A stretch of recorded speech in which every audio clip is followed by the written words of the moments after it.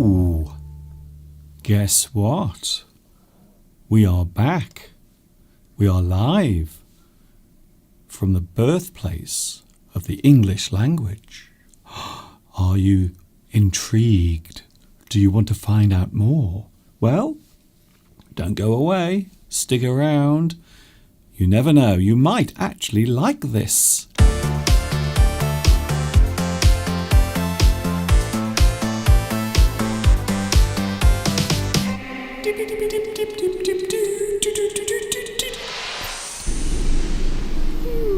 Hi everybody, this is Mr. Duncan in England.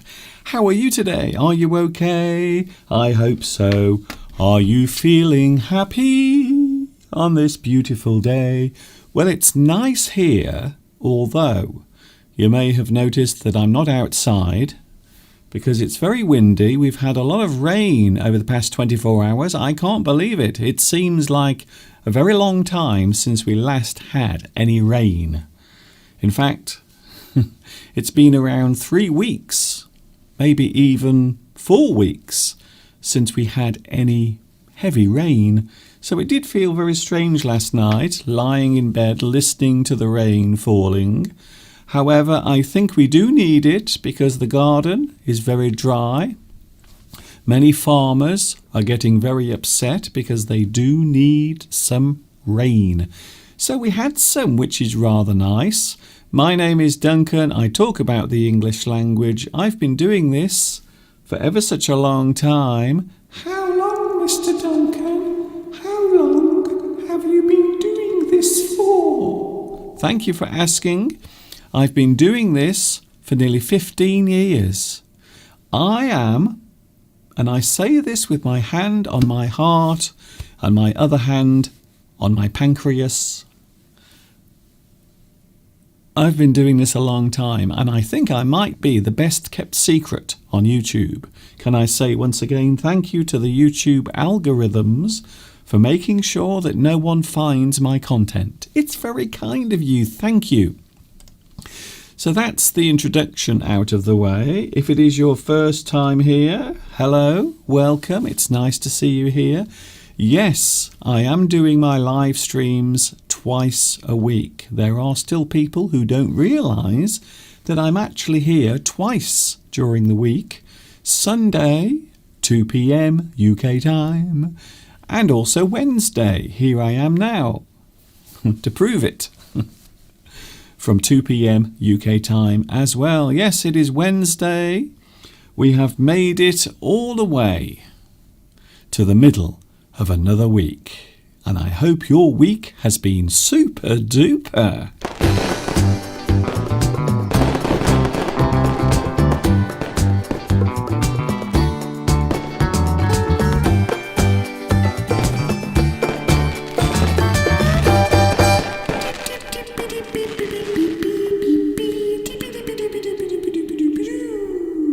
Nice to see you all here again, wherever you are in the world.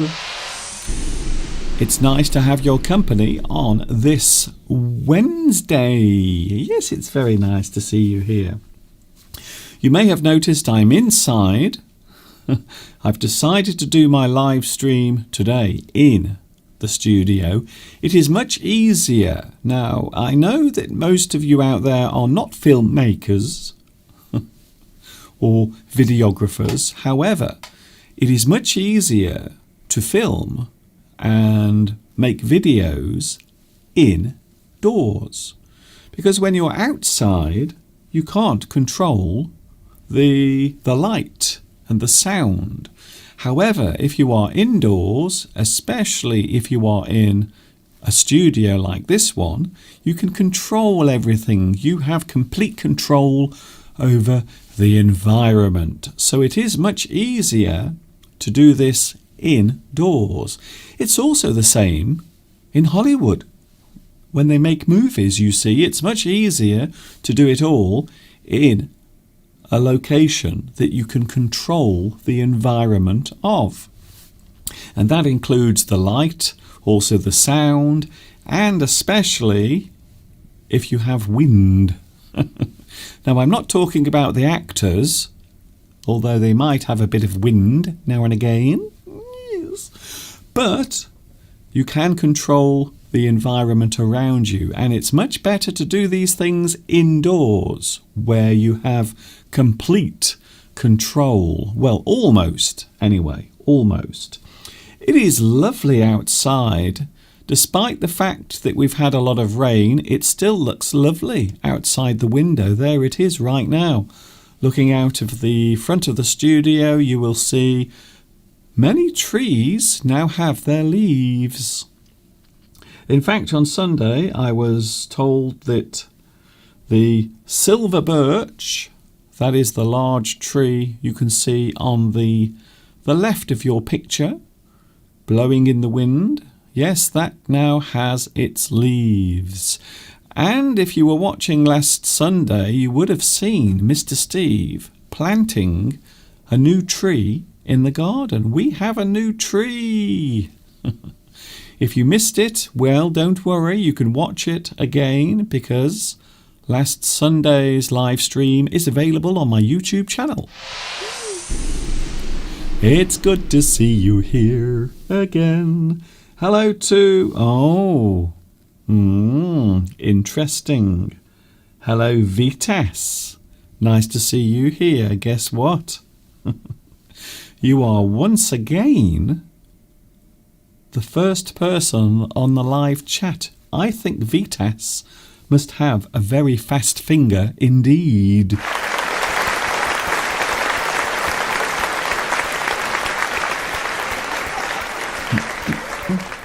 A big thumbs up from me. Don't forget, if you want to give me a like, please click the like button under this video and give me a big thumbs up. That will be most appreciated. Today we are looking at things that are, I don't know, how shall I describe this? Things that mean something to you. Something that has sentimental value. So when we talk about sentimental value, we are talking about a thing, an object, quite often something that has been given to you, or something that reminds you of a special moment of time from your past, or maybe something that was given to you by a special person. So do you have something that you treasure?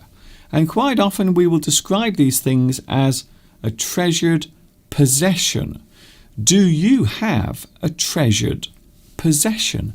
Something that you own, something that was given to you, maybe something you bought during a trip.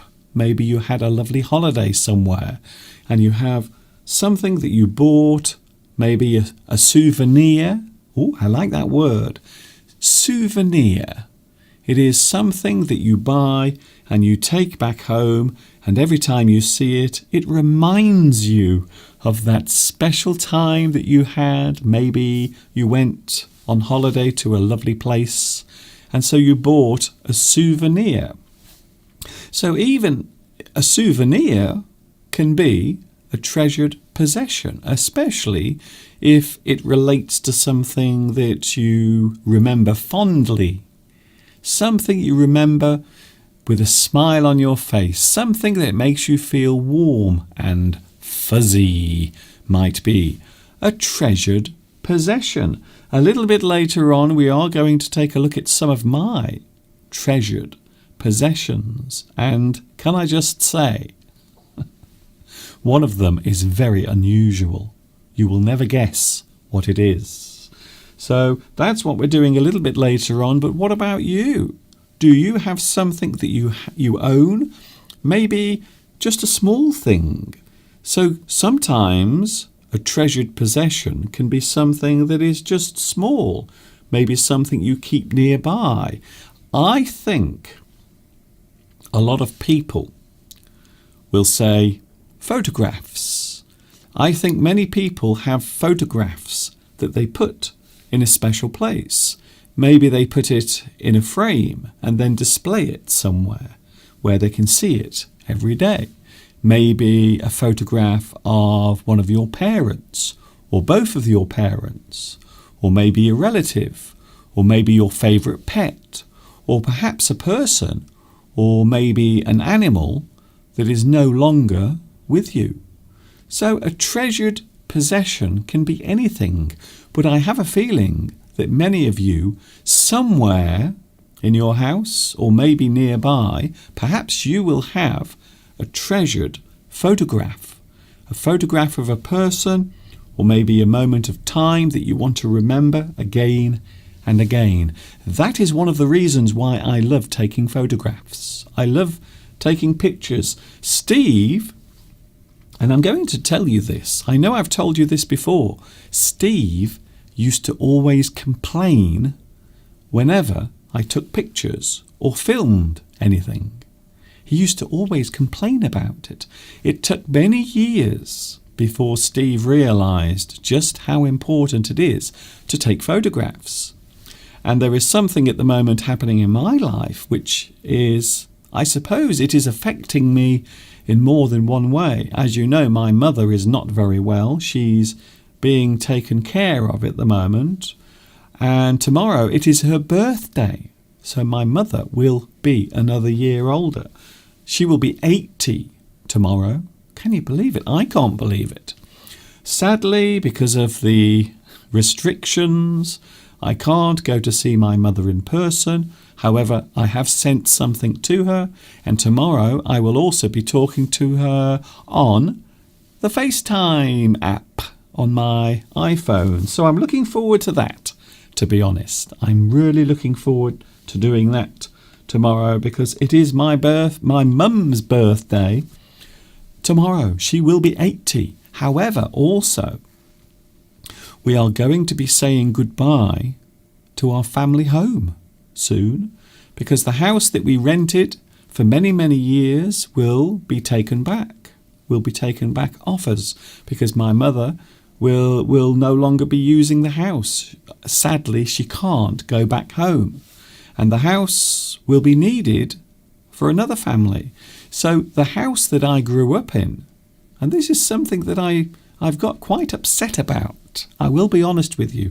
So it is the house where we were all raised as children. I have thousands of memories of that place. However, we will have to say goodbye to that house in around about 3 weeks' time. So 3 weeks from now, we will not be able to go back to the house where we were raised, unfortunately. So the house has been cleared, it's now empty, and maybe next week I might go there and have a final look at the house in which we all grew up. And of course I have lots of memories of my parents and my sisters as well during that time. In fact, for almost all of my life, I lived in that house until I left home at the age of 24. That's how old I was, by the way, when I left home. Is that too old? So I actually left home. I left my mother and went to live somewhere else, and I think you know where. When I was 24 years old. So a little sad moment. However, I have lots of photographs, lots of lovely pictures of the house where I grew up. Lots of photographs of myself and my sisters and my mother looking very young, and all sorts of memories that I can look at again and again. So it is a big thing. I will be honest with you. It's quite a big thing to think that the house that I grew up in will be given to someone else. Another family will be living there. It's a little bit sad, actually. Thank you for your company today. So if you have something that you treasure, maybe something that you keep nearby. A lot of people are commenting on Vitas. Having a very fast finger. I know. I don't know what Vitas does. I don't know what you're doing there, but your finger is very fast. Hello to Zoe. Hello, Zoe. Is it summer where you are? This is a very strange time of year because it is spring. However, it's always very confusing. During the month of April and also May, it's very hard to tell whether we are still in spring or whether summer has arrived. It is a little bit confusing. So yes, at the moment it is still spring. However, it does feel as if summer is here. It's a little strange this time of year. You might say that we are on the cusp. We are on the cusp of summer. So we are still in spring. However, summer is also approaching. So we are probably in the middle of those two things. Beatrice says, I have many things belonging to my parents.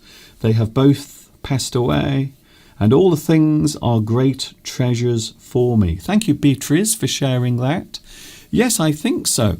It is strange, but even small things. Can I show you something? And this is something that really did surprise me.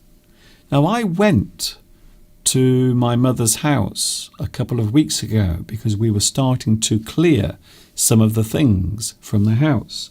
And I found a small bag filled with hats. And here is one of them, right here in my hand. This is a hat. And this is something I didn't even know. I didn't realise my mother was doing this. So this hat has been knitted by my mother. But she made lots and lots of them. And the reason why she did it was for a charity that was sending warm clothing to another country. And I think that's amazing. I didn't even realise that my mother was doing this. So I found a bag of these hats. And as you can see, they are very small hats, so they won't fit on my head, unfortunately. But they are actually designed to fit on a newborn baby's head. And my mother made loads of these, lots and lots of them. And many of them were sent away to the charity. So I think this is such a simple thing, But I know that my mother made this, and I know that my mother made this for a very special reason. And I didn't realise that she was doing this. So it was quite a moving moment when I found these, because I had no idea that my mother had been doing this. So a little hat there. These are designed to go over the heads of newborn babies to keep them warm, especially at night. Isn't that nice? It is very strange how we can hold on to small things, small items that mean something to us. It can be very simple, a very simple thing, and yet it might mean the world to you. It might. Kawa Bean, hello Kawa. My treasured possession is nothing, but my mind keeps happy memories of my family. Yes, I think so. You might even say, and I know this might sound strange, you might say that your memories are also treasured possessions. I think so. And with what has been happening to my mother recently, I've realised how important it is to remember things, but also to write those memories down. So never be afraid to write the things that you've done in your life and the things that mean something to you.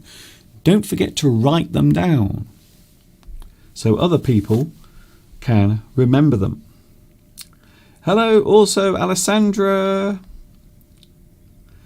Hello also to Victoria. Nice to see you here.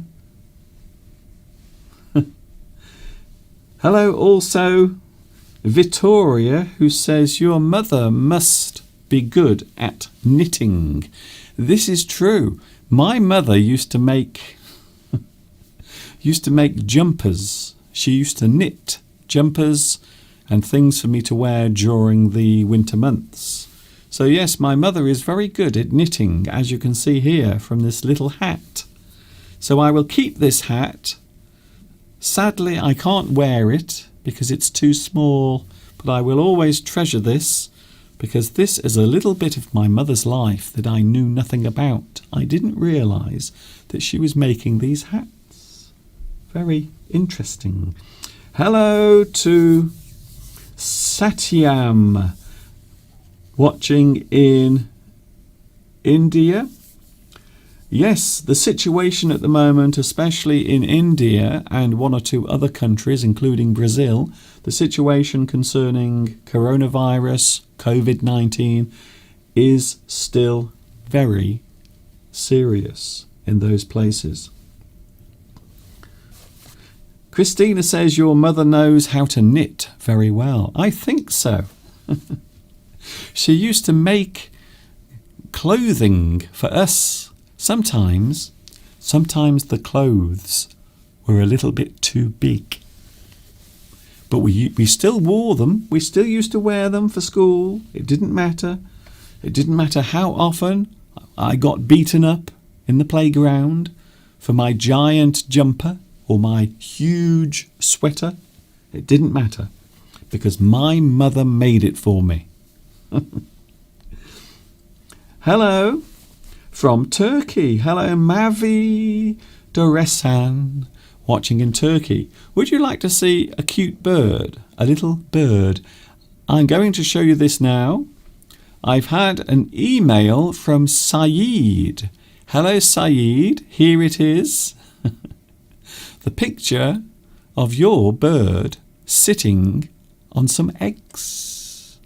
And it looks very happy. It looks very pleased, in fact. Thank you, Saeed. And this particular bird is called a cockatoo. It looks a little bit like a parrot. In fact, cockatoos quite often sing. They make strange noises sometimes. They will sometimes imitate certain sounds. So thank you, Saeed, for your lovely photograph. And I have to say, the young lady looks very pleased to be sitting on her eggs.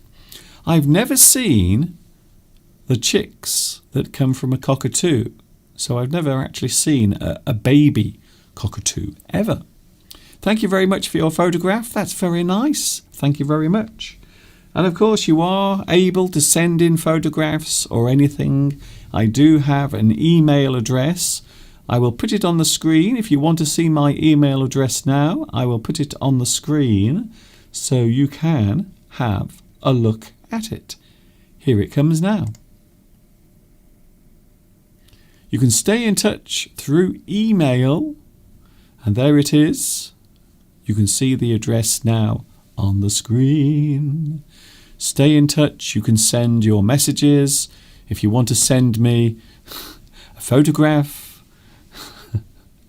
like Pedro Belmont. Did you see Pedro's photographs last Sunday? He was stripping off his clothes and showing us his big muscles. He was. Thank you, Intelligent. Hello, Lilia. Oh, by the way, Lilia, can I say thank you for your PayPal donation?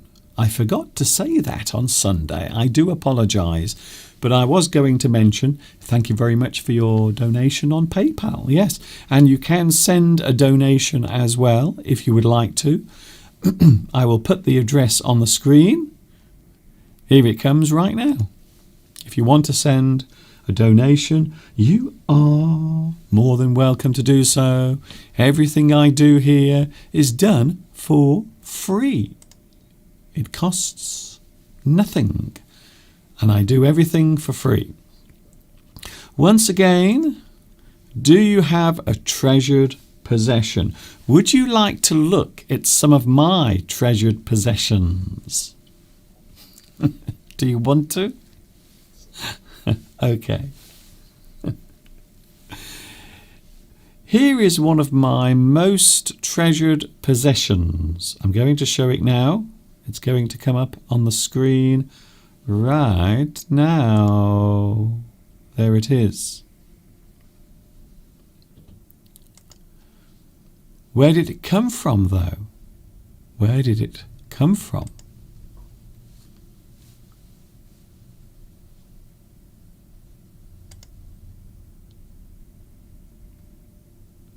This little cat was given to me by Mr. Steve many, many years ago. So this was actually given to me by Mr. Steve. It is a little cat, a small cat made of porcelain. And this is the first present, the first gift that Mr. Steve ever gave to me. Way back in 1989. I know. So this has been one of my treasured possessions for over 30 years. In fact, almost 31 years ago, Steve gave this to me, and it is the first gift that Steve ever gave to me. Way back in 1989. It was given for my birthday. So when I was, how old was I? I would have been 24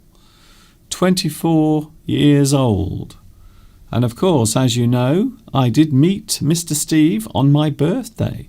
So I actually met Steve for the first time on my 24th birthday. And then a few days later, Steve gave this little cat to me as a gift. So you might say that it was a late birthday present. It was actually a late birthday present. If something comes late, we can say that it was belated. So this was a belated birthday present that Mr. Steve gave to me way back in 1989. Oh my goodness. I can't believe it. It seems like such a long time ago. Many, many years ago, 31 years ago, Steve gave that to me. Of course, the irony is that I don't really like cats. That's the strange thing. And I always make a joke about this. Whenever we look at this, we always say, isn't it strange that you gave me a little porcelain cat? But actually, I don't like cats. I'm not a big fan of cats, to be honest. So it always makes me smile when I think of that. Here is another thing then. So there is the cat. Here is another one of my treasured possessions. Something, once again, something very unusual. Oh yes, I love this. This is one of the gifts that Mr. Steve bought once again many years ago. I think this must have been around 25 years ago. So I've had this for quite a long time, from the mid-1990s. And this is one of my little Flat Erics. So this guy's name is Flat Eric. And I have a whole family of these living in the bedroom. But this is my favourite. So this is the one that always goes around the world with us. So whenever we travel anywhere, wherever it is, we always take this little guy along with us. So this little cute toy has been to many of the places that we have visited around the world as well. Quite a few places, in fact, around the world. Is that strange? Is that unusual? I don't know. But it is interesting to think about all of the things we keep, the things we treasure, the things that we keep nearby, and we often refer to them as treasured possessions. Gia Roy says, "It looks like you, Mr. Duncan." Really? Do you think so?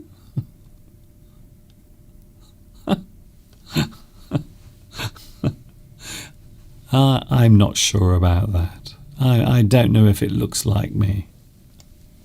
Unless, of course, you are saying that it is lovely and cute. You see. In which case, I will agree with you 100%. So isn't it strange, some of the things that we keep? Isn't it strange when we keep things nearby, even things that might seem completely worthless? Do you have a treasured possession? Sometimes, and this is another thing that I do, sometimes if I go somewhere with Steve, maybe to the cinema or to a restaurant, I always like to keep the receipt, because on the receipt normally there is a date. So that is a very good way of remembering something you did in the past. So quite often if we go for a meal or if we travel abroad, quite often I will keep things like maybe the plane ticket or maybe the bill from the hotel. So these things are very good for reminding you of things that you've done in the past. So even if your memory fades, even if you forget about those things, you always have something nearby to look at, to remind you of those moments. And of course, there is nothing better than photographs. And I have been spending many hours recently looking through all of the photographs of my mum and our family, and also the house that soon we will be giving up. Very sad. Do you enjoy being given souvenirs that your friends bring back from their travels? Sometimes yes, and sometimes no. Quite often, people will buy things that you can put on your refrigerator. They have little magnets on the back. The only problem is the front of our refrigerator is made of wood. So sadly we can't stick the magnets on the front of the refrigerator. But yes, that is it. That is the thing. People sometimes will bring souvenirs back from their holidays and they will give it to you. So maybe that could also be a treasured possession. Something that you have, that you keep. You keep it safe.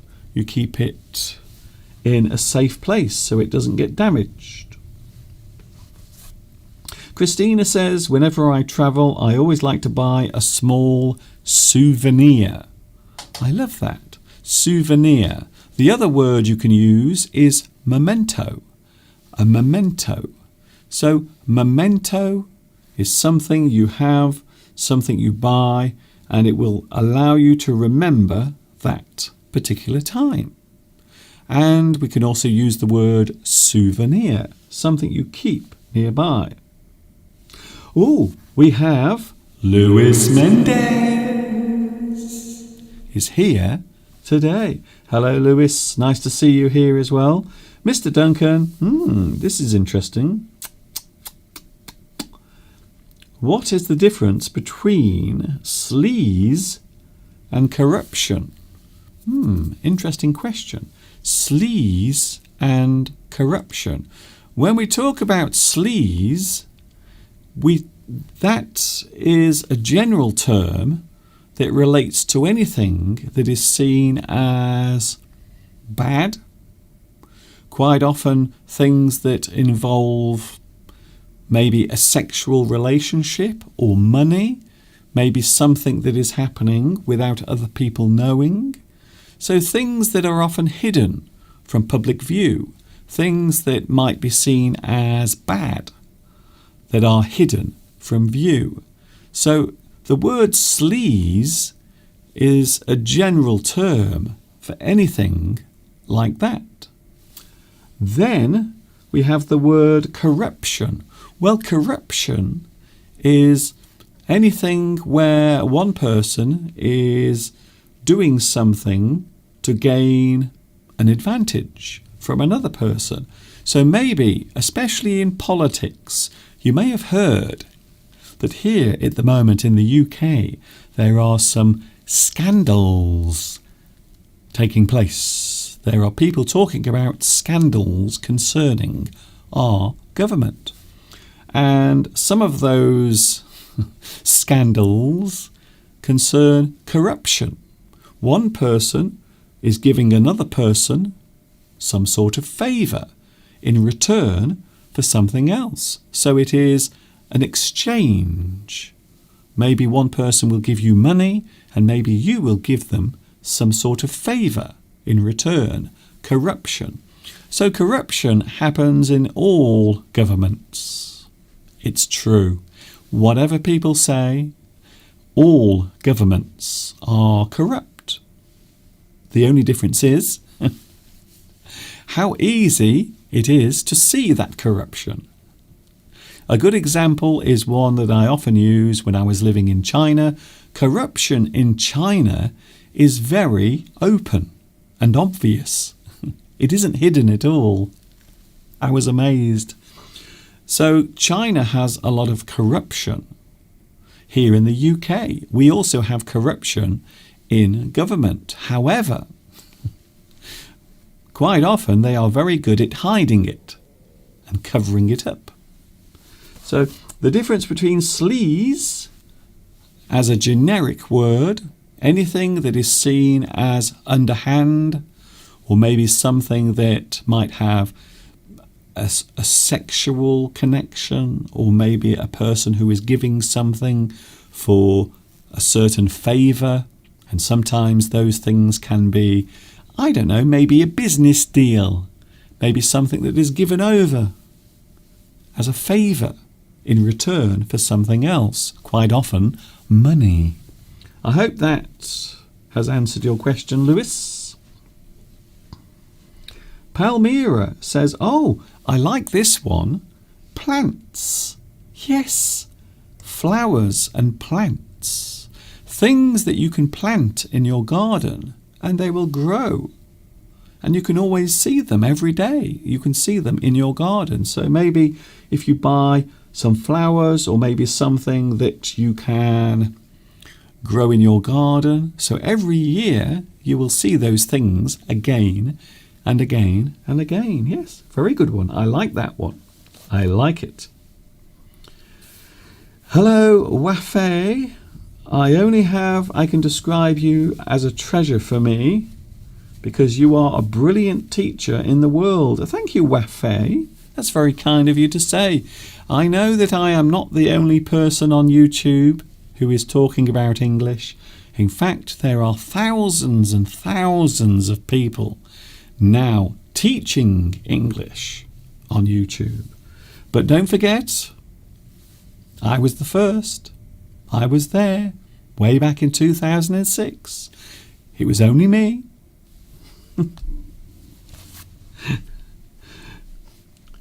Yes, if you get caught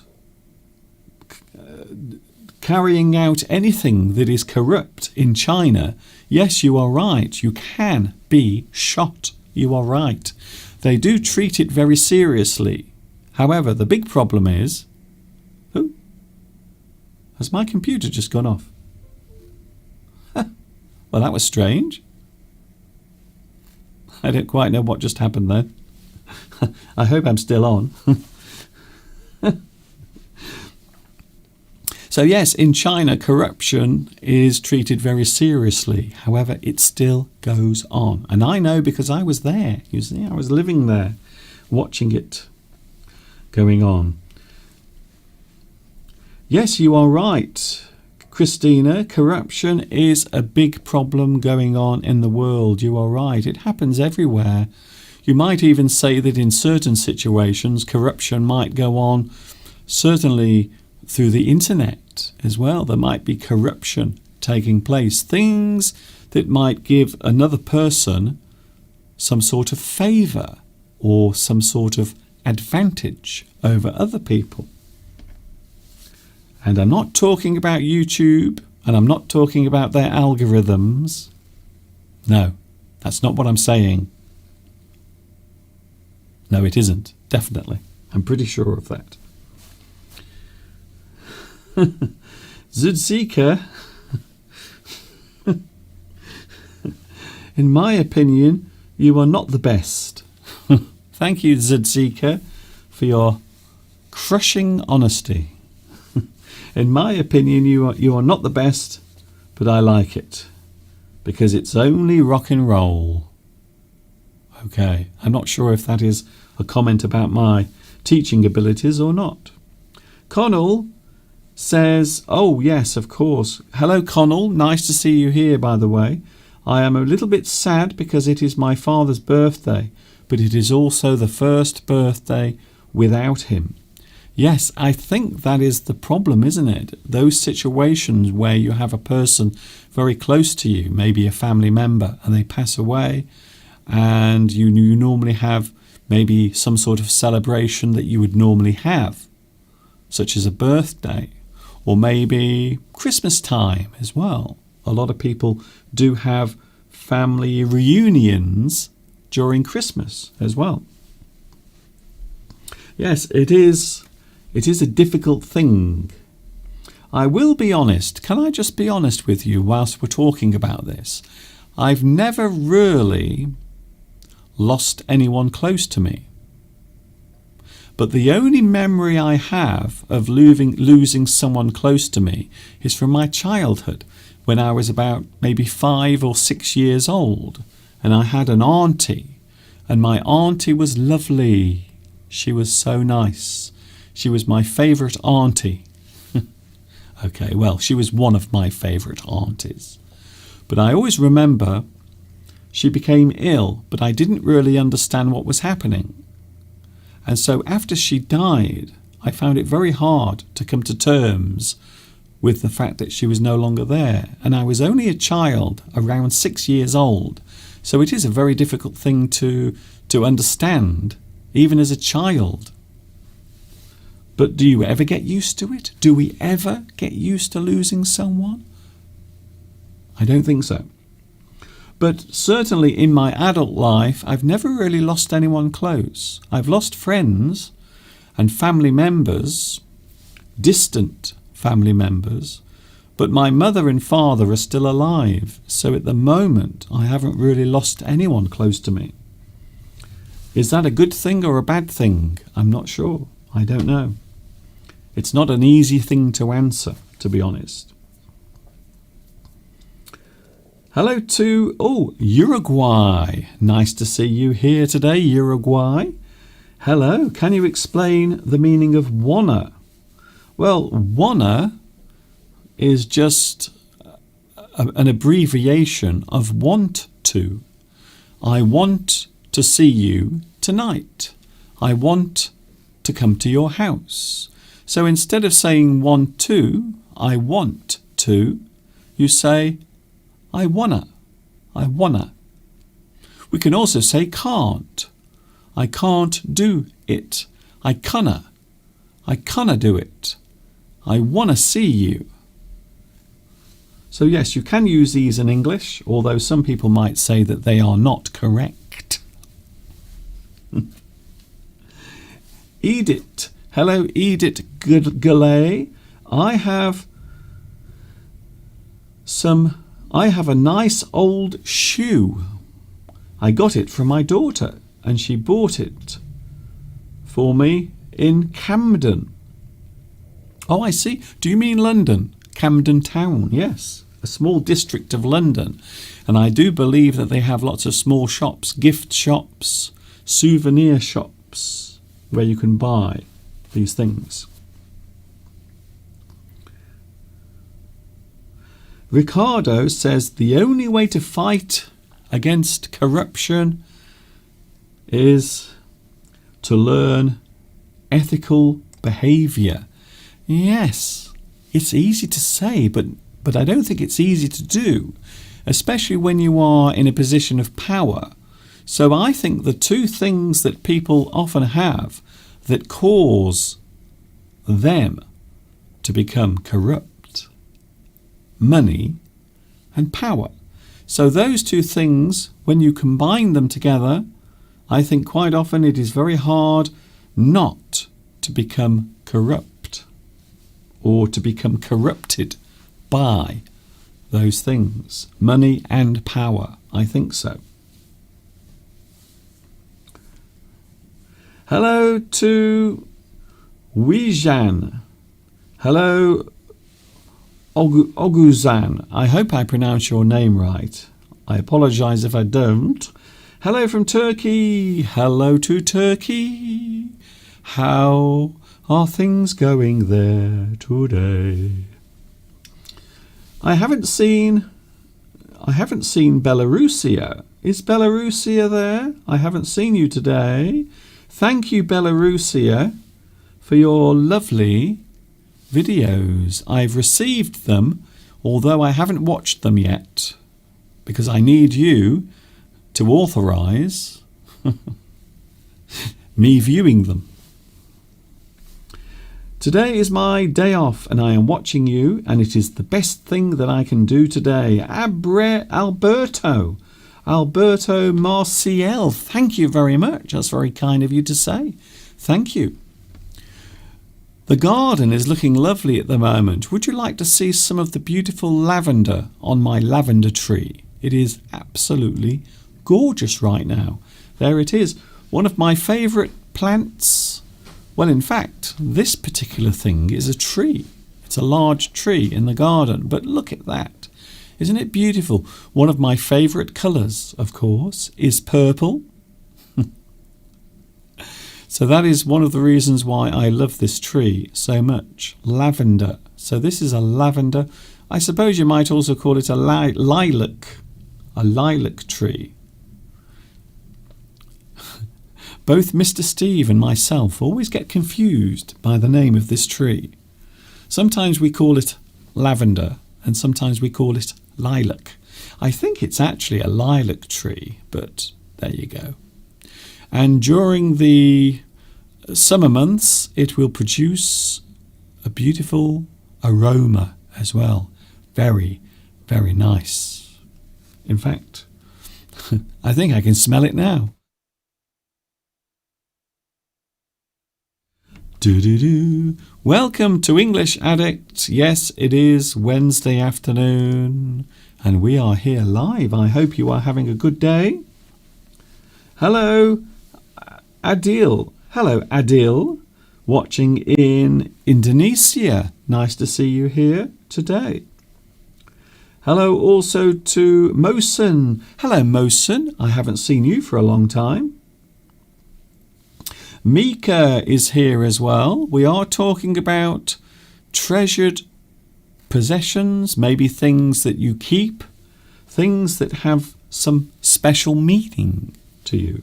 Would you like to see all of the things that are special to me? Okay, here is another thing, and you're not going to believe it. I'm just looking at this on the screen now, and I can't quite believe what I'm looking at. So here is another one of my treasured possessions. You are really going to think that I'm crazy. You really are. I think so. Here it is. Can you see that on the screen? A pair of socks. But these are no ordinary socks. These are a very special pair of socks. One night, about 4 years ago, I was not feeling very well, and it was during the winter months, and I was freezing cold, and my feet were very cold, because normally I don't wear socks when I'm in bed, and I was complaining about the fact that my feet were cold, and Mr. Steve took a pair of socks. In fact, it was this pair of socks, and he put them on my feet. And I always remember it with such fondness. So the next day, when I took the socks off, I actually hung them up very close to the bed. So where I sleep, right next to me, these socks are always hanging right next to me. And every day I can look at them, and it always reminds me of Mr. Steve's moment of kindness when he put these socks on my cold feet. So So I like that. It's strange how we become connected or attached to certain things. Some people might say it's very weird indeed. Maybe. Perhaps. Mr. Duncan, you are wrong. Mosen is always with us in the live stream. Okay, Alessandra. Hello, Mosen. I didn't see you earlier, but I will say hello to you now. Your multicoloured socks. They are lovely. Thank you very much. That's very kind of you to say. Would you like a mystery idiom? Okay then. Shall we have one? Yes. Good idea. Here is today's mystery idiom as we approach 4 minutes away from 3 o'clock in the afternoon on a Wednesday. There it is. Today's mystery idiom. But what is it? What is today's mystery idiom? If you think you know what it is, please let me know on the live chat. It is a well-known expression that we use in English. Some of you might think, that's very easy. However, some of you might think, that's very hard. And there it is. I will give you the answer a little bit later on. Hello, Mika. Oh yes, I saw your message. I lost my mother many years ago, and even though it was a very sad time, it has changed. Yes, it was a very sad time then, but it has been changed to all of the good memories for me. I think so. This is it. As I mentioned a few moments ago, I've never actually lost anyone close. I suppose I've lost pets. I'm not sure if that's the same thing as losing a human being in your life. I think there is a slight difference. Even though I know if you lose your pet, if your pet dies, it can be very devastating as well. I think so. But I've never lost anyone close. So I'm not sure how I will actually react, because my mother at the moment is not well. She's still okay, and I will be chatting to my mother tomorrow because it's her birthday. Happy birthday to my mother for tomorrow. Can I say hello to Racer? Also Zoe. Oh, Zoe. Thank you very much for your guess. On the mystery idiom. Very nice. Nessar says India is facing a very tough time nowadays because of the pandemic. Yes, we have been watching very closely here the situation taking place at the moment in India and also in Brazil and one or two other places, especially around Europe. So some European countries are also suffering and struggling because of the coronavirus, which seems to be still very present. In fact, here in England, we seem to think that everything will be back to normal. June the 21st. Apparently everyone here in this country are getting very excited because they think that after June the 21st, everything will be back to normal. I'm not sure if that is actually true. I think they might be slightly deluded if they think that, to be honest. We are coming up to 3 o'clock. I am going to have a short break to clear my throat, and I'm going to have a drink of water as well to soothe my aching vocal cords. So as we come up towards 3 o'clock, we're going to take a look at those flags of the world. Oh, hello, Tomek. I didn't see you here. I know what you're doing. You are just hiding, aren't you? You are waiting for your chance to pounce. I think so. Hello to Alessandra. Yes, we are still struggling because of COVID-19. I think so. Here we go then. It's those flags of the world. We'll have the flags and then I will be back. We will be looking at some idioms connected to the tongue and your mouth.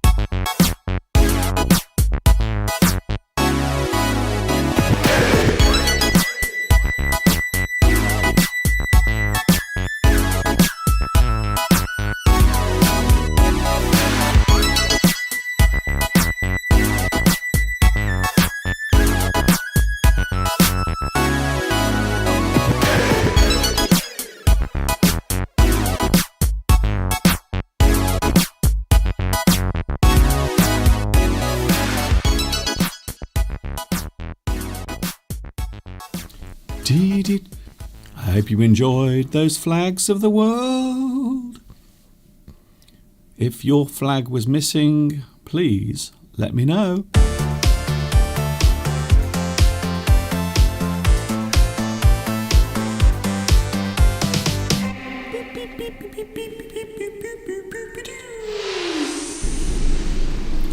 So many lovely flags of the world. I might actually, because of course, besides nationalities, countries, nations, there are many other different types of flag as well. So you might have the peace flag, or maybe the pirate flag, or maybe the pride flag, or maybe the European Union flag, which actually is on my flags of the world. It is in there somewhere.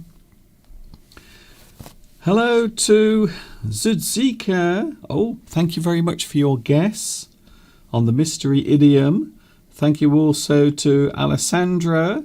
Hello to Alessandra. Hello also to Hakan. Hello to Hakan, who says the Kurdistan flag is missing. Is it really? I will have to go into my basement and I have to sort out my flags because I have lots and lots of flags lying around. So I will see what I can do there. Hello, Vitas. I think Vitas is talking about something from the Bible. Peter I said, if you stole so much that you can't buy rope for it, then you will be hanged on it. That's interesting. Yes. Does that come from, is that biblical? Or is it just historical? I have a feeling it might be historical. Hello also to Nassar says, I like the Australian flag very much. Yes, well, of course, the Australian flag has a little bit of the British flag as well, you might notice. So certain countries do still have the Union flag on their flag, especially if they are still connected through the Commonwealth, the countries that are connected to the UK. Hello to everyone on the live chat. We are going to have a look at something a little different now. Now, this is something I was supposed to do on Sunday. But because Mr. Steve was talking so much, I could not get a word in edgeways. Sometimes when Steve is talking, he gets so excited he can't stop. It's like his mouth has gone crazy. On Sunday, we were going to look at mouth and tongue idioms. However, we didn't have any time because Steve was talking too much. Mr. Duncan, you've already said hello to me. Well, I'm saying hello to you again. Hello. But this time I'm doing it like this. Hello. I might also do it like this. Hello. Here we go then, mouth and tongue idioms. And there are quite a few of them, in fact. Our first one, oh, I like this one. So this one is connected to your mouth. Mouth idioms, first of all. Put your money where your mouth is. This is an expression that is often used when we want a person to prove that they can do something. So perhaps they are talking about doing something, or maybe they are saying they are able to do something, but you want proof. You want that person to show that they can do it. So you might ask that person to put their money where their mouth is. So you think you can run 2 miles without getting out of breath? Do you really think you are so healthy? Okay, I think you should put your money where your mouth is. You must prove it. So you are asking a person to prove the thing that they are stating, especially if it is something they are saying that they can do very well. I'm very good at this. Really? Well, I think you should put your money where your mouth is. You have to prove it. You have to put your money where your mouth is.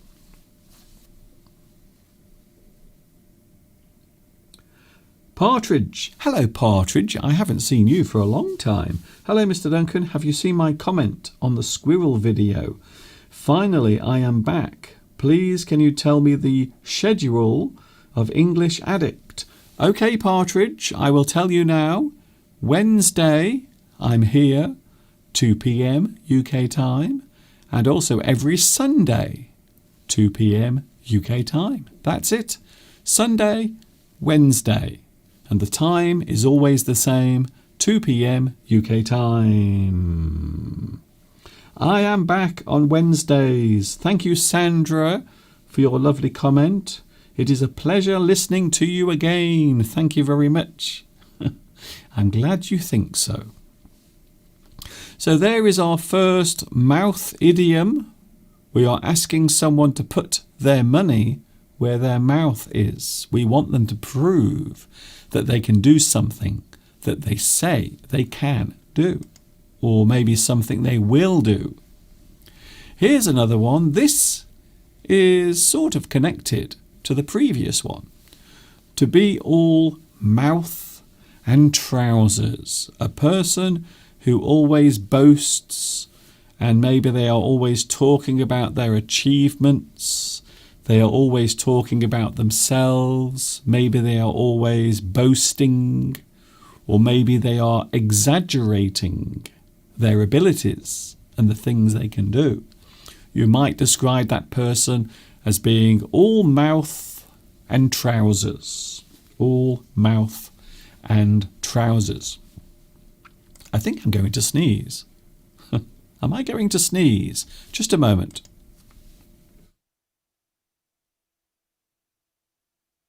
That's better.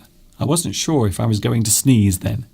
And the thing I don't want to do is, I don't want you to listen to my sneezing, to be honest. I don't.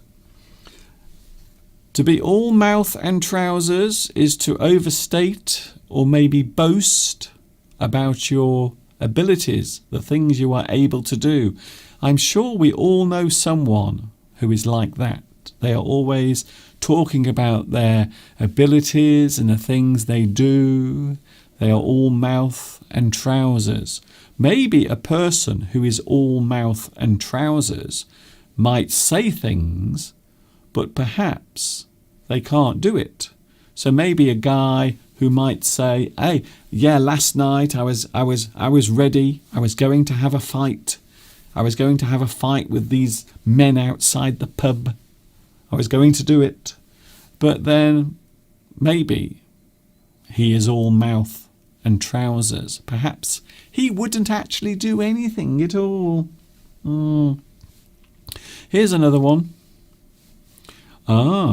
Sometimes when you are talking, sometimes when you are saying things, it is possible to make a mistake. Maybe you say the wrong thing. Maybe you say something that you should not.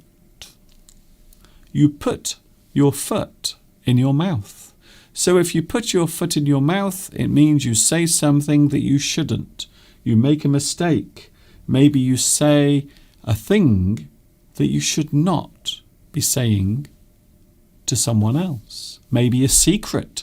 Perhaps you reveal a secret that someone else has asked you to keep to yourself. You put your foot in your mouth. You make a mistake whilst talking. Hello to... Oh, can I say hello to... Oh, I see. Yes. The squirrel video that I'm talking about, I just mentioned it to Partridge. The squirrel video is now actually available on my YouTube channel. It is. We are talking about mouth and tongue idioms. Here's another one. If you hear something from another person, maybe another person tells you something, maybe they say something to you that they've heard from another person. We might describe this as word of mouth. So quite often you might find out about something from other people talking about it. So when lots of people are discussing a certain thing, quite often they will tell other people about it. We call this word of mouth. There is a type of advertising that quite often happens when a person recommends maybe someone who owns a business and they are very good at what they do. If you recommend someone, you can describe that as word of mouth. So one person is telling another person about something, and that is how it spreads. That is how the thing spreads around. That is how people find out about that thing. We call it word of mouth. Here's another one. To mouth off at someone. If you mouth off at someone, it means you are being aggressive towards another person, vocally or verbally. So you are saying things in a harsh or rude or aggressive way. You mouth off. You are being maybe insultive. So maybe you are insulting another person by saying things to you. You mouth off at someone. Maybe you show disrespect towards another person through the things that you say. You mouth off. So if you mouth off at someone, it means you are being abusive, you are saying things that are rude or disrespectful, and quite often you will get into a lot of trouble at the same time. You mouth off. Edith, is word of mouth the same as gossip? I like that. Yeah, that's a very good question, actually. It is very similar. So word of mouth can also be gossip. Although, to be honest, gossip normally has a very negative side to it. Whereas word of mouth quite often is seen as positive. Word of mouth is a way of getting maybe your business talked about by lots of people. So quite often word of mouth is more positive. Gossip quite often is a negative thing. I hope that helps you. I really do. Here's another one. We will be looking at some tongue idioms in a few moments.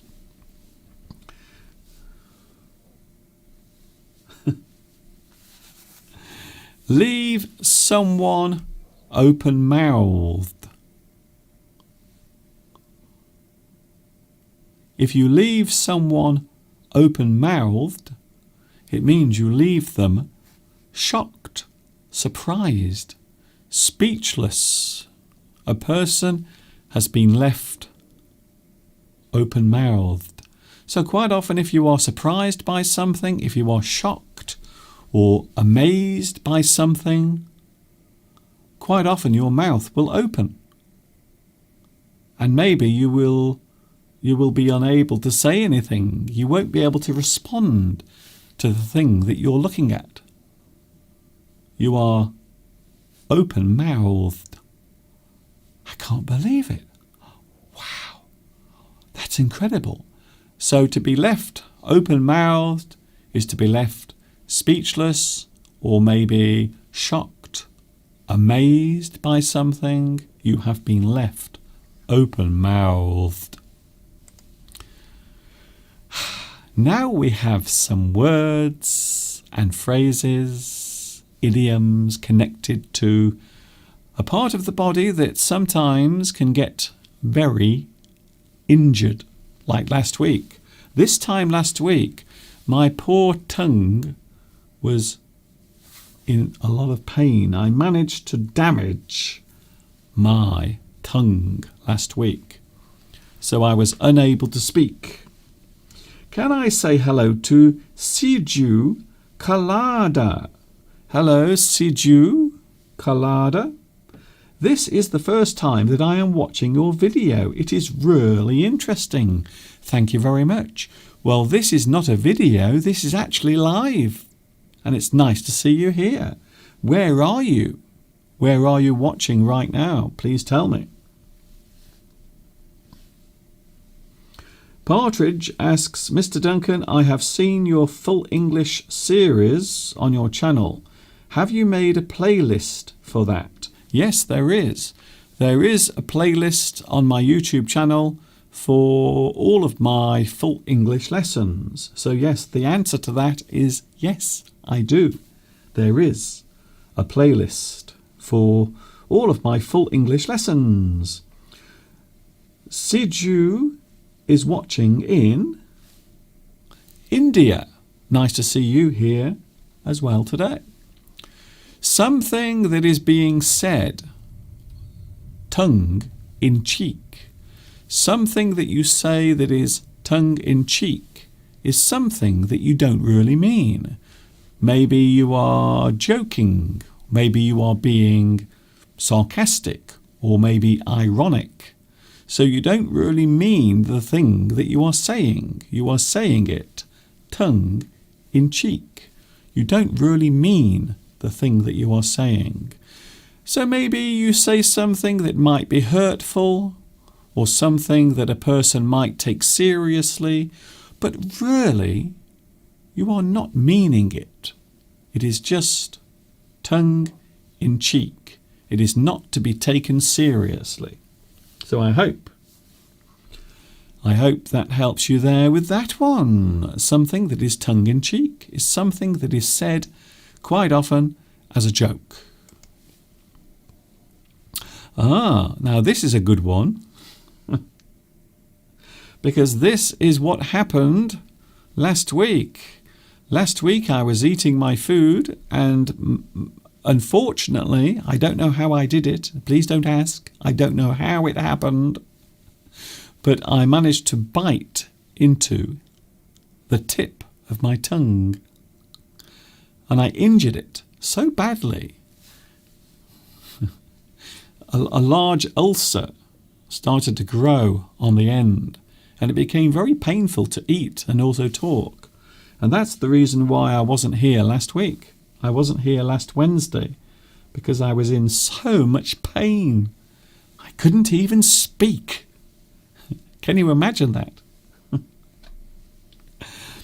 If you bite your tongue, or to bite one's tongue, it means you are stopping yourself, you are preventing yourself from saying what you really think.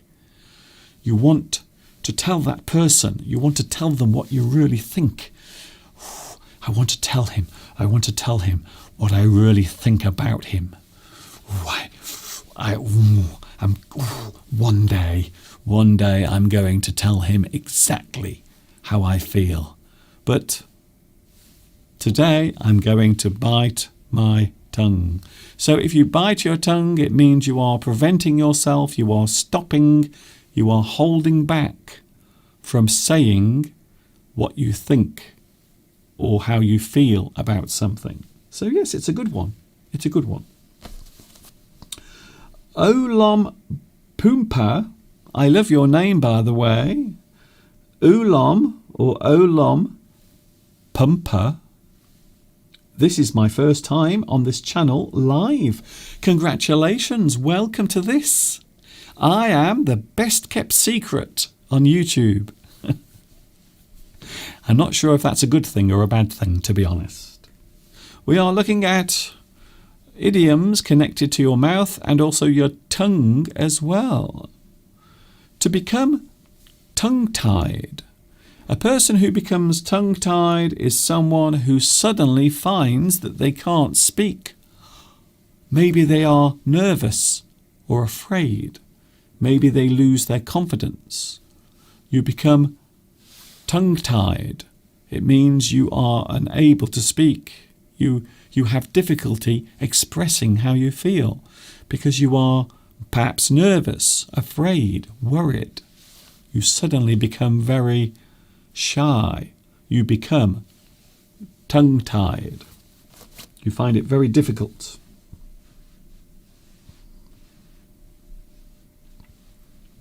Hello also to...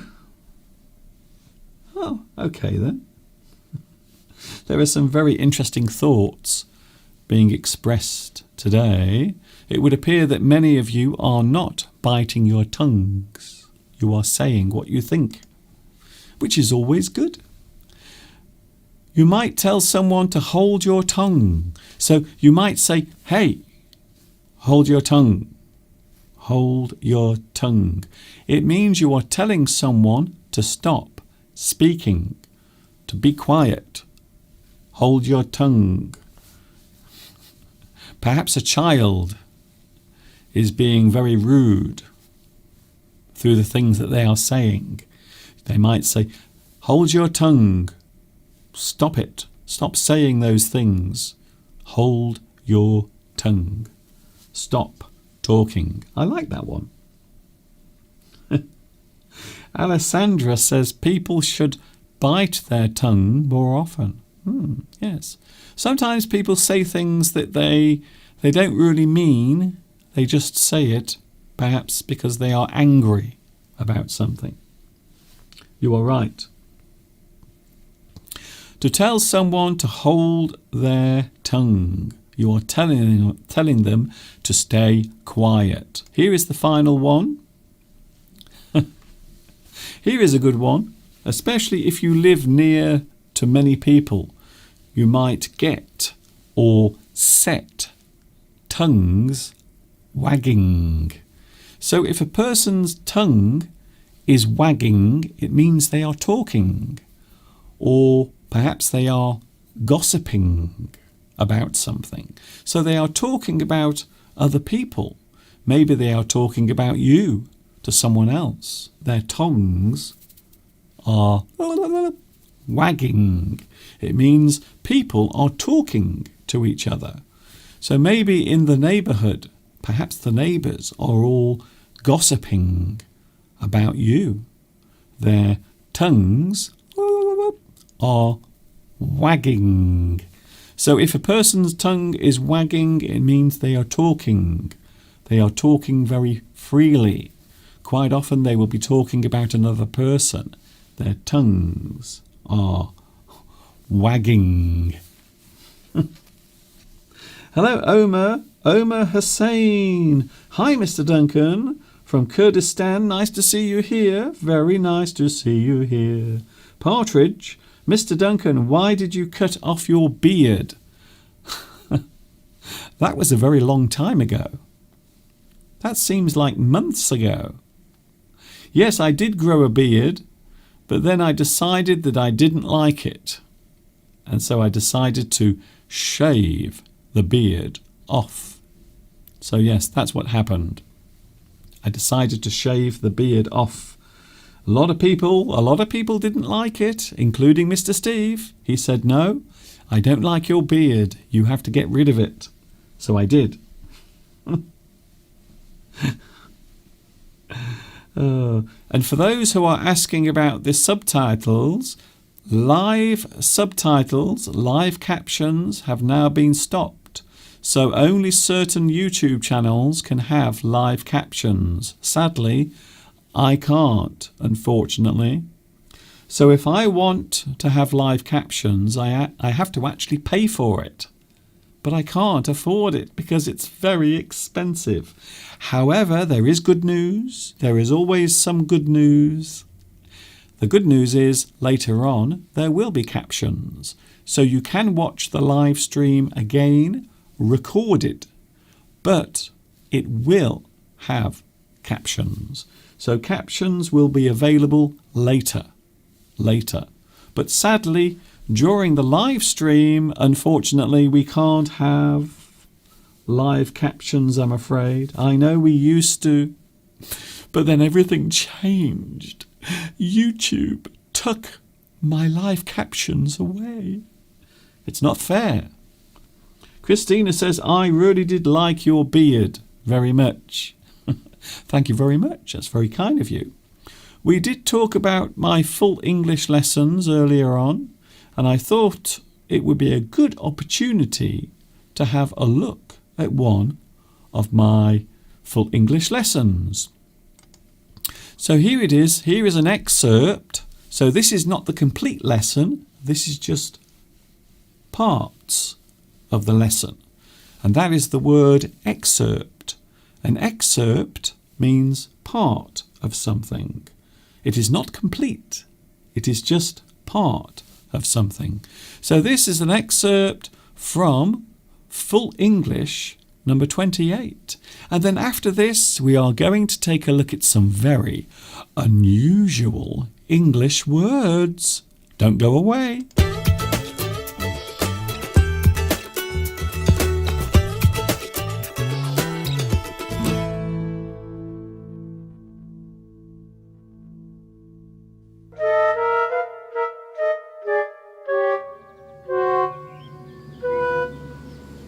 Surprise! It's me! Were you expecting me, or did you think someone else would pop up on your screen? Welcome to another Full English lesson, coming to you from the birthplace of Rod Stewart, Fraser's dad, Benjamin Britten, Rod Temperton. What?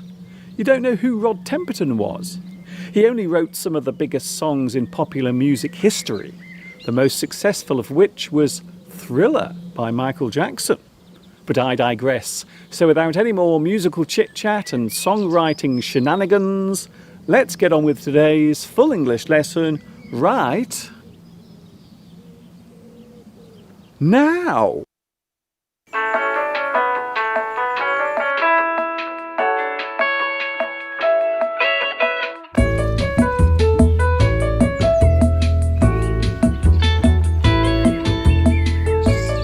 The English language can be very confusing, especially when it comes to grammar and punctuation.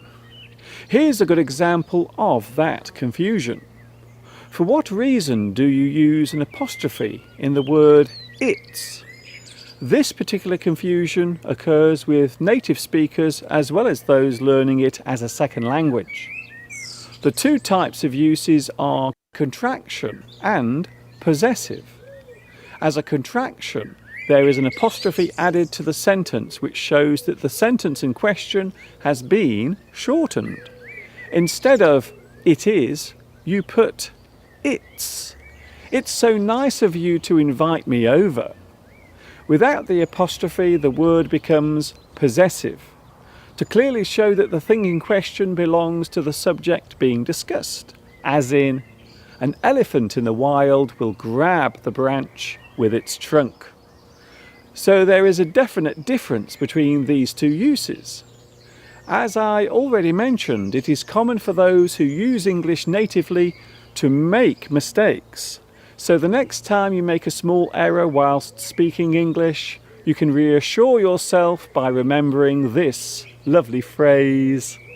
Whether you use English every day or if you're only just starting to learn how to say, mistakes are common and they happen either way. Enjoy English. It's time now to take a look at another buzzword.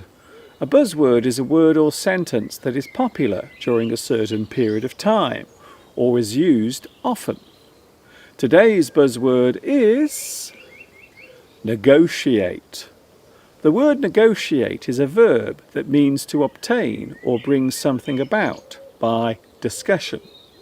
To make something happen by formally discussing the important points where there is disagreement is to negotiate.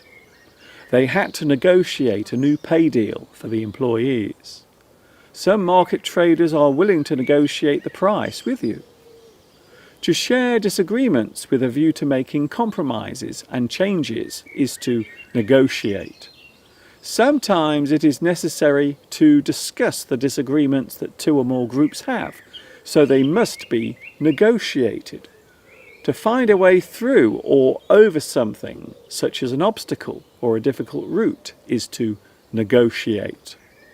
The cyclists had to negotiate some very sharp corners during the race. To transfer a cheque or bill with its benefits to another person is to negotiate. To convert a cheque into cash or notes is to negotiate.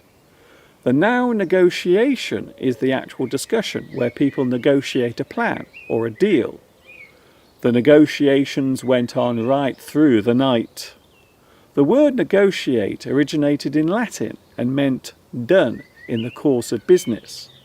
Synonyms of negotiate include talk, discuss, barter, confer, bargain, parley, settle.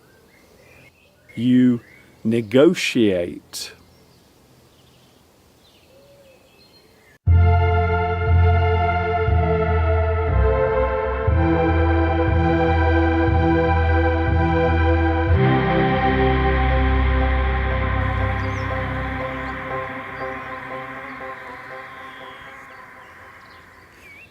There is nothing more pleasing than seeing someone smile.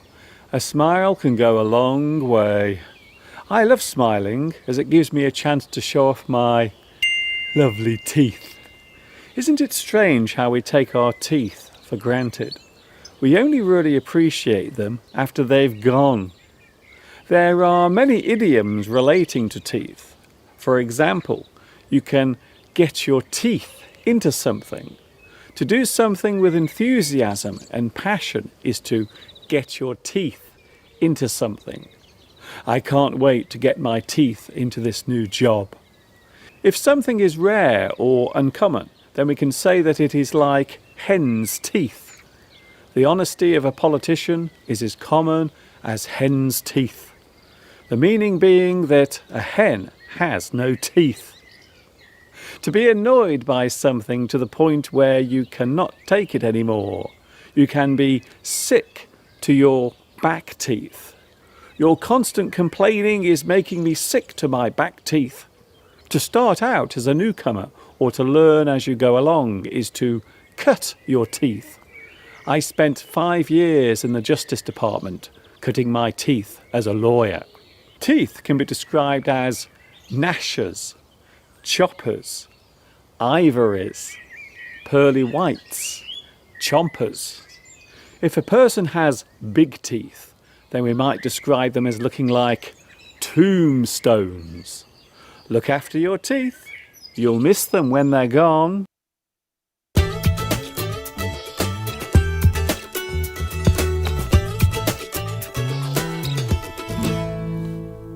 That reminds me, I really do need to go to the dentist. I have to make an appointment. The only problem is, and it is a big problem, that many dentists at the moment are still closed.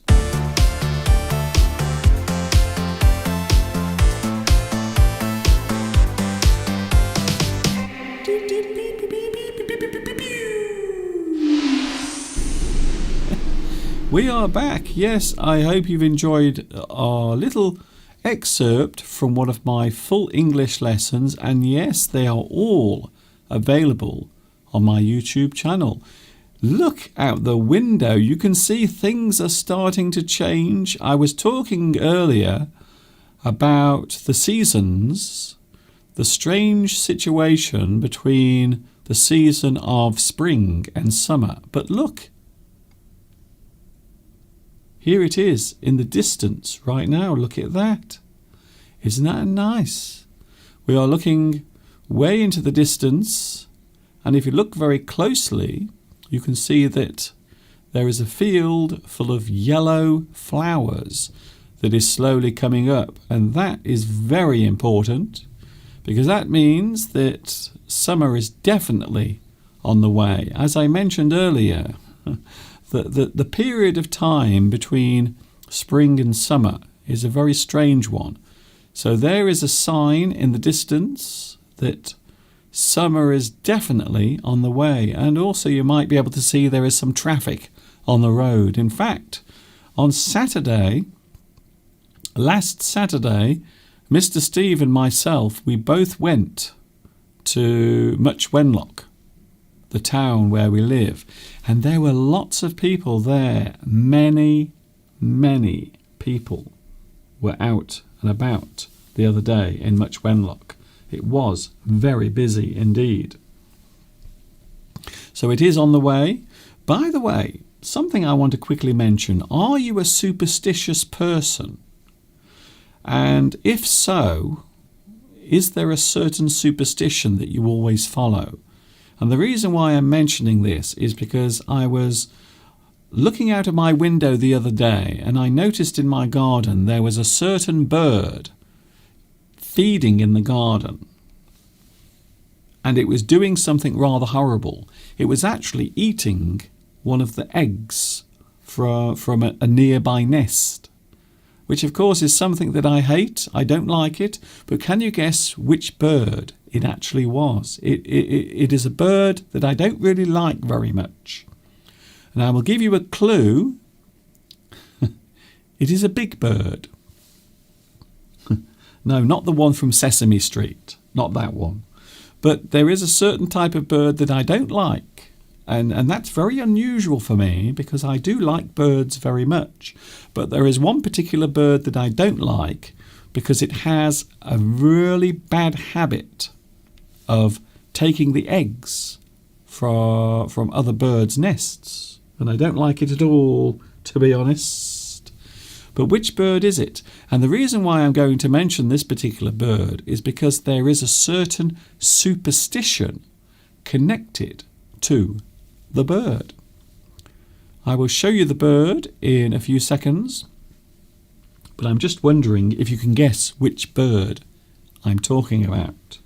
It is a certain type of bird. It is a big bird. It is also a very noisy bird as well. So it makes a lot of noise. Also, there are different types of bird as well, different varieties, different species of this particular bird. But can you guess what it is? Intelligent, Vitas, and also Bamboo say, is it a crow? It is not a crow, although you are very close, very near. Is it a cuckoo? Cuckoo, cuckoo, cuckoo. Do you like cuckoos? Some people say that I am completely cuckoo. Like that. Thank you, Mosen. Mosen is talking about Michael Jackson. Of course, a lot of people missing him. 2009. I've just realised this year it will be 12 years since Michael Jackson died. Can you believe that? I can't believe how fast time seems to be going, but it is going very quickly. I can't believe it. Wow, that's incredible. I'm really shocked. 12 years since Michael Jackson died. In fact, I think it might be 13. Is it 13 or 12? 12 years. Hello to Nguyen Phuong. Very nice to see you here. Oh, we have a correct answer. Oh, very nice. Luis Mendes is correct. You are right. Yes, there is a bird that I don't really like because it has a habit of eating other birds' eggs. And that bird is the magpie. I think the magpie is one of the most hateful and spiteful birds, because during this time of year you will often find magpies raid. They will break in and they will take the eggs from other birds' nests. Not very nice. And sometimes they will also take away the chicks as well. They will actually take very small chicks from other birds' nests and eat them. However, there is also a very interesting superstition that goes with this particular bird, and I will briefly explain it to you. If you are walking along a country lane, or maybe if you are driving along in your car, or maybe you are just sitting in your garden, and suddenly you see a magpie. A magpie comes past, it flies by, and you see it, like this one. You must always salute the magpie, or maybe say, "Hello, Mr. Magpie." So you must always show respect when you see a single magpie. And this is a superstition that does exist in this country.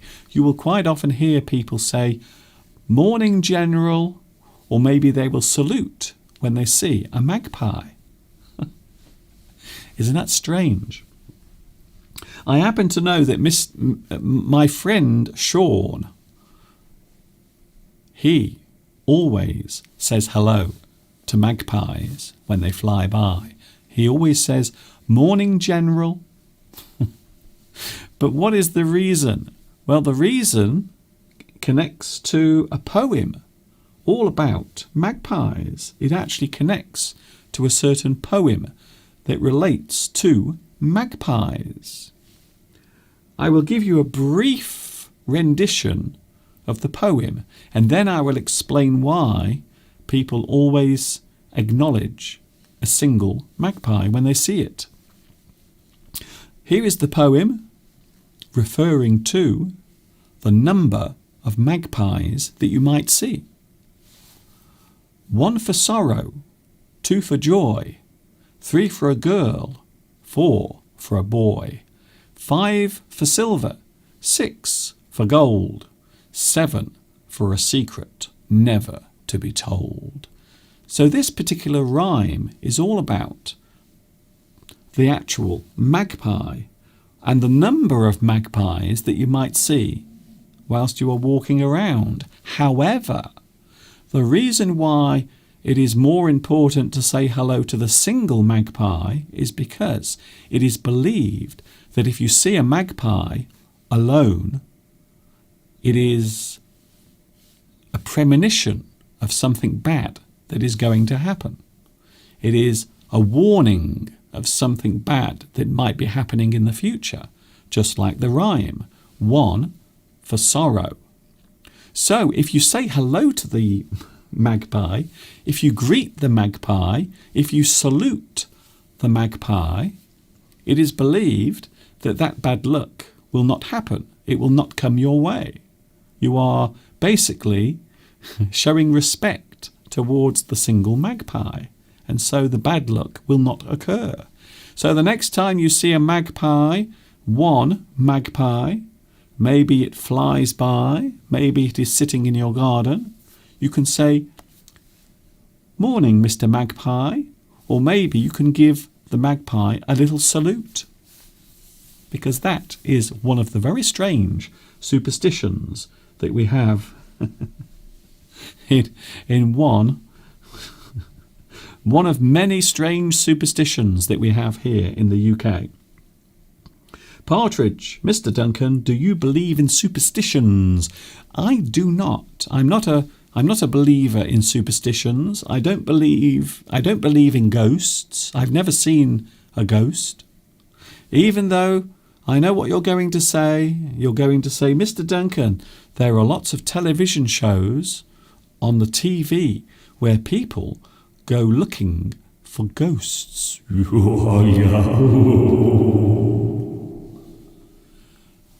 But do they? Do they really find them? Or is it just someone behind the camera making noises? Is it true or is it fake? Yeah, you see. So personally, I don't believe in ghosts. I don't believe in zombies. I don't believe in fairies. Steady. I know what you're thinking. So no, to answer your question, I am not a superstitious person. Oh, this is interesting. Sergio says, "I always salute the cats when I see them with a formal bow, and I also take my hat off as well." Isn't that nice? So there is a superstition, of course, that connects to cats, normally black cats. So some people believe if a cat crosses your path, a black cat crosses your path, some people believe that it will bring bad luck. However, some people believe that it brings good luck. So it depends, really. So that one is open for interpretation, I think. Hello, Sanjar. Sanjar is asking about what to do when you go for an interview. Now, I'm going to briefly answer your question, if I can, even though you didn't ask me, but I will still try. It really depends on what type of interview you are attending. So maybe it is a job interview. So I have a feeling maybe your interview is for a job. I suppose you should ask certain questions like, what type of job is it? How much do I know about that job? How much do I know about that company? So if you are attending a job interview, there are certain questions that you have to be prepared for. One of my favourite questions, and this is a question that is always asked if you are going for a job interview, they will always ask, "Why do you want to work here?" It's a great question. So always be prepared. Always have your answers prepared in your brain. Always have something ready. So I always like that one. I think that's a great question. Why do you want to work here? Why do you want to work for this company? Why? And then you have to answer the question. So I like that one. It's a good one. A lot of people joining. Oh, hello, Belarusia. Belarusia. Belarusia. Thank you very much.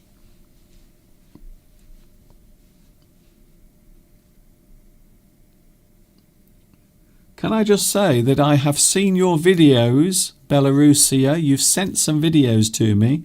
However, I can't watch them because you need to give me permission. I need permission from you. So please, please, can I watch the videos that you sent to me? I'm really looking forward to seeing them, to be honest. Hello to Intelligent.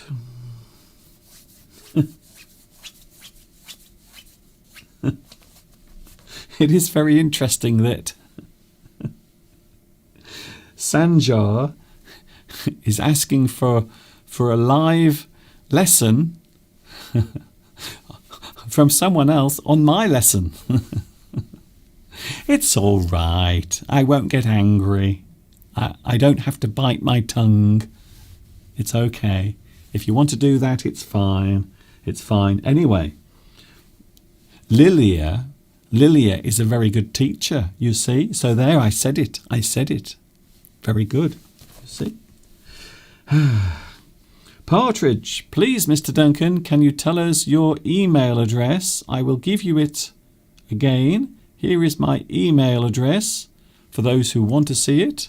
There it is. It is on the screen right now. Stay in touch through email. And at the bottom of the screen, you can see there is my email address right there. If you want to send a message or maybe send a photograph or maybe something nice to say, hello, Mr. Duncan, feel free to do it.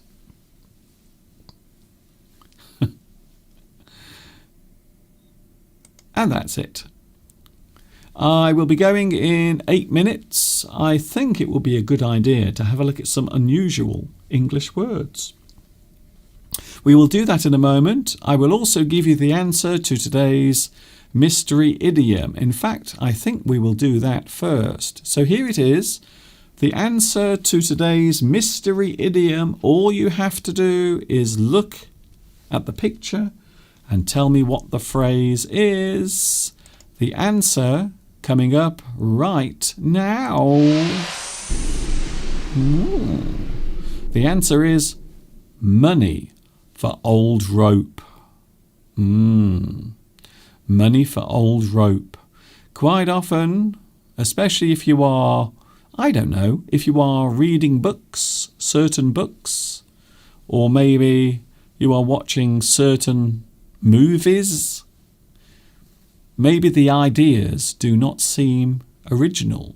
Maybe they seem as if you've seen them before. I've seen this movie before. This is not a new idea. They are making lots of money by reusing old ideas. The mystery idiom is money for old rope. The meaning, to give the impression that something is fresh and original when little effort has been put into creating it. You are paying for something that has been lazily created. It is money for old rope. Money for old rope.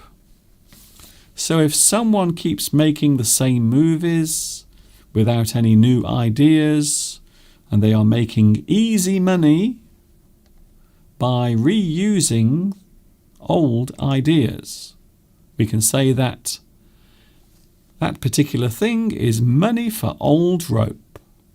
And there it was. Today's mystery idiom. There will be another one next week.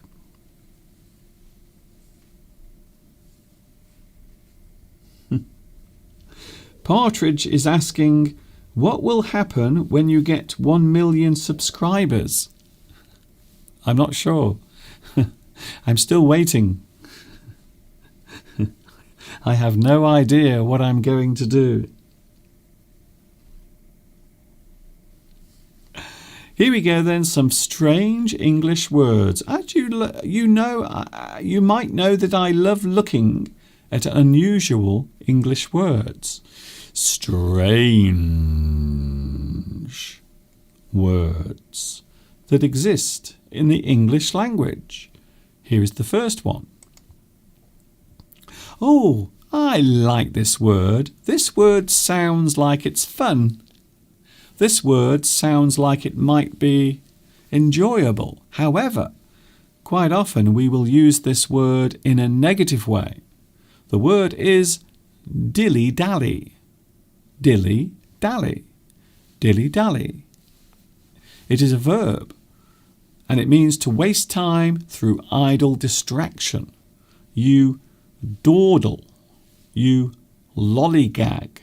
So those two words are also very unusual and strange, don't you think? Dilly-dally, to waste time through idle distraction.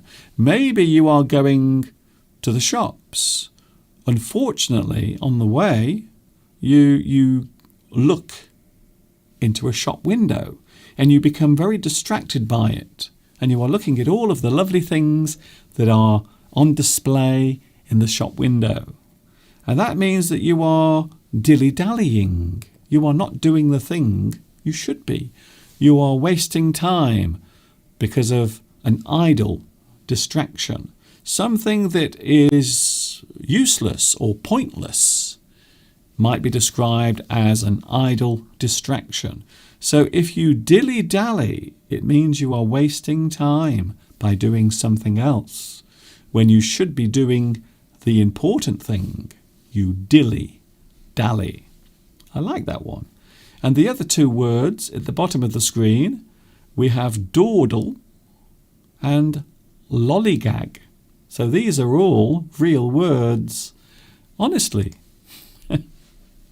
Here's another one. I like this word, a very strange English word. Stilted. Something that is stilted. Well, this actual word has more than one meaning, but in this particular sense, we are looking at the word as an adjective.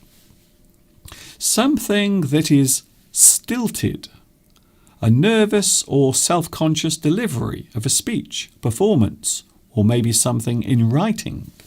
The thing is being done in an awkward, unnatural manner.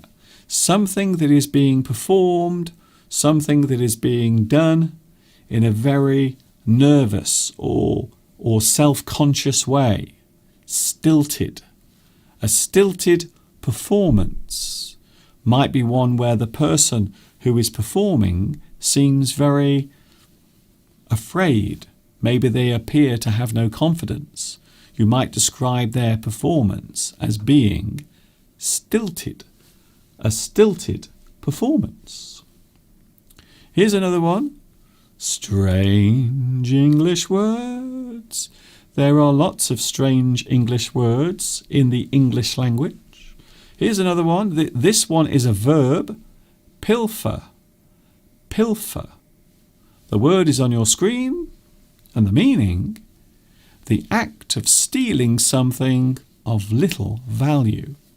This can also be described as petty theft.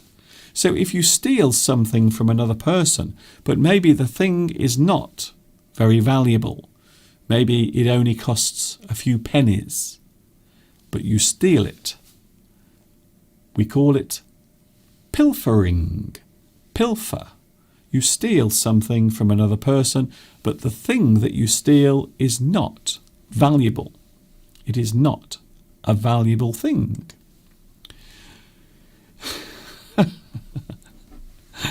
I love this word. So here is a word that is often used in American English. However, we can use it sometimes in British English as well. But this particular word is often used in American English. What is a doohickey? Mr. Duncan, that can't be a real word. It is. This is actually a real word. A doohickey. Doohickey, it is a noun. A small tool or gadget normally used when the real name of the implement is forgotten. So maybe if you have something that you need to use, but you can't remember the name of it, instead of saying its real name, you will just call it a doohickey. Oh, can you please pass me the doohickey over there? So that means I can't remember what the thing is called. I can't remember the name of it. So instead I will just call it a doohickey. And the actual word itself is a combination of two words, doodad, which is an item, and hickey, which is a thing. So something that is useful, something that is useful to use for a certain purpose, perhaps. A doohickey. Write that down. You might hear that being used in a TV show or maybe a movie. Doohickey. Often used in American English. And that is it. Is that it? Is that all we have time for? Oh my goodness, we have reached the end of today's live stream. I can't believe it. I can't believe how fast it is gone. 2 hours. Today, I have been with you for 2 hours. And don't forget, all of this is free. I don't charge you anything for this. It is all free of charge. However, if you want to make a donation, you are more than welcome to do so. Don't forget, you can make a small donation or maybe a large donation if you've just won the lottery, maybe, to allow my work to continue forever and ever and ever. And ever. It would be very nice. So make a donation if you can, and I will see you on Sunday. Sunday, 2 p.m. UK time. That is when I am with you next. The next time you will see me here on YouTube will be Sunday, 2 p.m. UK time. Thank you very much for your company. Thank you very much for your lovely messages. Thank you very much for your lovely kind words as well. I will see you next Sunday. Not tomorrow, not Friday, not Saturday. I will be with you on Sunday. Don't forget also Mr. Steve will be joining us as well next Sunday. Tomorrow I am celebrating my mother's birthday. Even though I can't be with her, I will be talking to my mother tomorrow on FaceTime. That is it. I hope you've had a good time today as we all join together and enjoy this lovely thing we call English. This is Mr. Duncan in the birthplace of English saying thanks for watching. See you very soon. Take care, because I care. You might not believe it, but I do. And of course, you know what's coming next. Yes, you do. Until the next time we meet right here on YouTube.